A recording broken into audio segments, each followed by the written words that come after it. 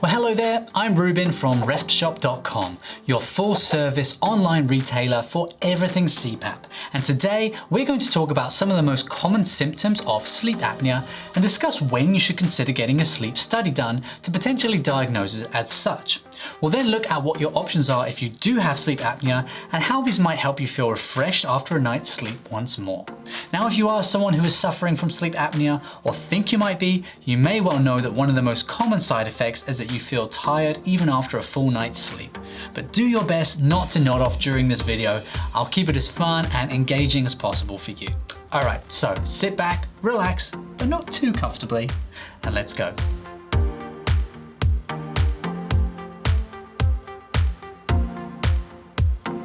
Now, before we get started, please do give this video a like, subscribe to the channel, and tap that notification bell. We pride ourselves on making the best quality content on YouTube for all things CPAP, sleep apnea, and basically anything that will help you to sleep better so you can be energized and live your best life. And don't try to tell me that that doesn't sound appealing. Okay, so let's start at the top. You're likely watching this video because you have been experiencing incessant sleepiness, even after a full night of rest, and are wondering if you could potentially have sleep apnea. Or maybe someone has told you, gently or otherwise, that you snore too loudly.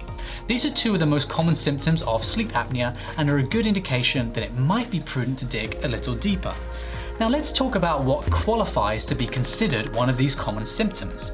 I mentioned sleepiness even after a full night of rest. In its extreme case, this is known as hypersomnia. I would add that this should be a consistent pattern. There are many causes outside of having sleep apnea that could lead you to feeling tired during the day, or even for a more prolonged period. High stress, a change of medication, maybe you're training for a marathon and that is causing you to be tired and miserable. Can you tell I don't run? Or even grief or boredom can lead to excessive daytime sleepiness, even after a good night's rest. So feeling tired a lot doesn't necessarily mean that you have sleep apnea. And to illustrate this point, I'll tell you that I feel tired a lot during the day and I don't have sleep apnea. I also have 2 children under 6. But how about loud snoring? Nearly everyone snores to some degree at certain times. Yes, even the love of your life. I hate to break it to you, but that person farts and snores, so let's acknowledge that right away. But for some people, snoring can be a chronic problem and indicate an underlying health condition. The first litmus test is to try to sleep in a new position, ideally on your side, and see if that reduces the amount of snoring. And of course, you need to get feedback from someone who is familiar with how much you snored beforehand. This is hard stuff to monitor yourself. You could also try making a lifestyle change like losing weight or avoiding alcoholic consumption, especially close to bedtime. But if none of this applies to you or you still want to rule out the possibility of sleep apnea, then the next step is to take a sleep study, which we'll get to in a bit. But before we do, let's look at the less subtle symptoms of sleep apnea. These include insomnia, which is the opposite of hypersomnia, where you cannot fall asleep at night or stay asleep easily. Gasping for breath while you sleep, consistently waking up in the morning with a strong headache or a very dry mouth, even irrational irritability can be a symptom. And probably the most extreme symptom of sleep apnea is where you have episodes in which you stop breathing entirely during sleep. As you can tell, a lot of these are potentially serious symptoms, and as such, sleep apnea is a potentially serious medical condition that should be treated if you suspect that you have it.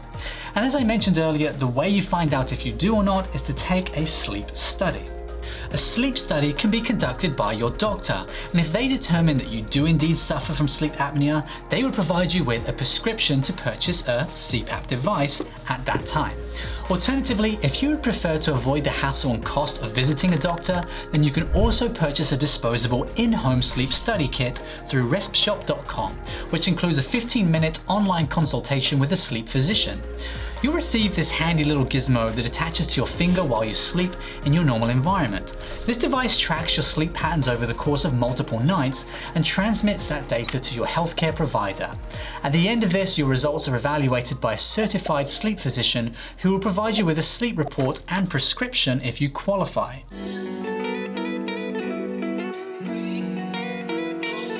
Whichever method you choose, once you have your prescription in hand, then you can purchase a CPAP device.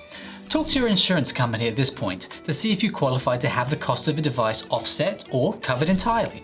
Quick note, even if you are purchasing a machine outright with cash, you do still need a prescription to buy one. I think it would be helpful at this point if we talked about what is happening inside your body if you are suffering with sleep apnea, because that will lead into how a CPAP device will actually help to treat that and give you your best night's sleep possible.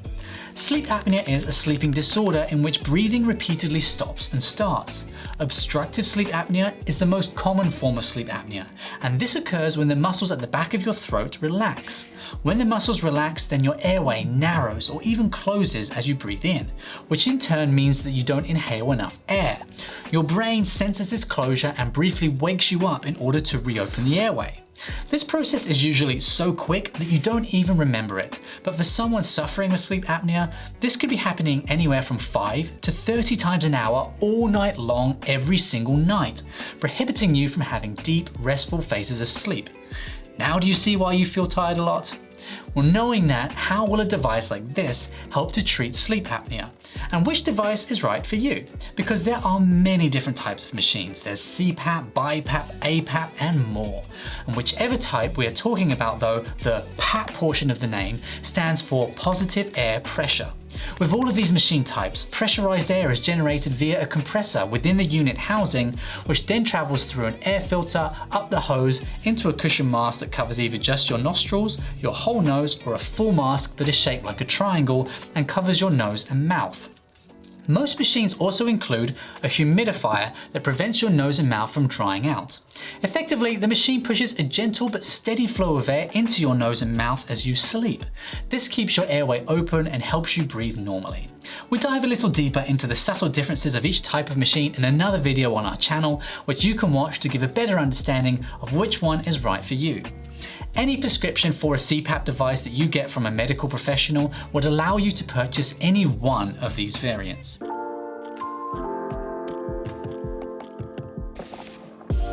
Here are a couple of recommendations of mine if you're at the stage of researching specific models. There's the ResVent iBreeze, which is a great entry-level unit that we've done a full hands-on review video for, which you can watch on our channel.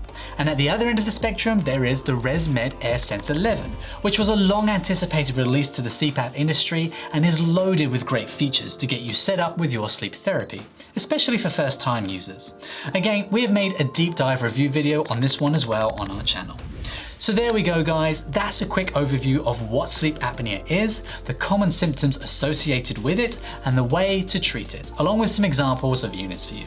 I hope this video was helpful. If you are new to the world of CPAP, no doubt you have many questions floating around that we'd love to help answer. Respshop.com has respiratory therapists, polysomnographic techs, and a nurse on staff to assist you when needed. Stay updated with our latest helpful video content by liking the video and subscribing to the channel. Give us a call with those questions or visit our site, and wherever you are, sleep tight. Till next time.